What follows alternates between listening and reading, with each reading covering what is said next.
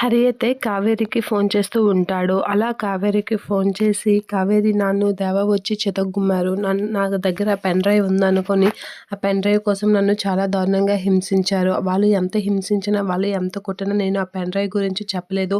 వాళ్ళు కూడా నాకు తెలిసి నీ దగ్గరికే వస్తూ ఉంటారు. నువ్వు ఇప్పుడు పెన్ డ్రైవ్ పట్టుకొని ఇలా కోర్ట్‌కి వెళ్ళకు, మీ ఇంటికి వెళ్ళకు, ఎక్కడికి ఎళ్ళకు. ఎక్కడికైనా వేరే ఊరు వెళ్ళిపో. ఎక్కడికైనా వాళ్ళకి తెలియని ప్లేస్‌కి వెళ్ళు" అని చెప్పేసైతే హరి కావేరికి ఫోన్ చేసి చెప్తూ ఉంటాడు. ఇక కావేరి అయితే చాలా టెన్షన్ పడుతూ ఉంటుంది. వాడు పెన్ డ్రైవ్ కోసం మిమ్మల్ని చంపైనా చంపేస్తాడు.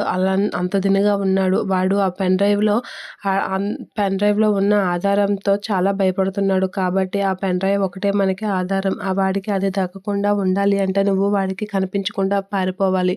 నువ్వెక్కడికైనా వెళ్ళిపో. ఎక్కడికైనా వెళ్ళిపోయి కొద్దిగా ఆడు కొంచెం ఇదయిన తర్వాత ఒకసారిగా కోర్ట్‌లో ప్రొడ్యూస్ చేద్దాం ఆధారం అని చెప్పేసి అంటూ ఉంటాడు హరి. ఇక అది కాదు హరి, నువ్వు చెప్పినట్లుగా బయటికి వెళ్ళిపోతాను. కానీ నిన్ను హాస్పిటల్‌లో జాయిన్ చేసి నేను వెళ్తాను అని చెప్పేసి కావేరి అంటూ ఉంటుంది. అది కాదు, నేను చెప్పిన మాట విను.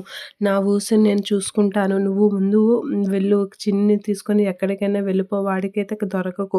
వాడికి దొరికారా ఆధారంతో పాటు మీ ప్రాణాలు కూడా తీసేస్తాడు వాడు. అంత కఠినంగా ఉన్నాడు. చెప్తున్నాను కదా అని చెప్పేసి అంటూ ఉంటాడు. నన్ను ఎంత దారుణంగా హింసించాడో తెలీదు. చంపడం ఒకటే చేయలేదు. మిగతావన్నీ చేశాడు అని చెప్పేసి అంటూ ఉంటాడు.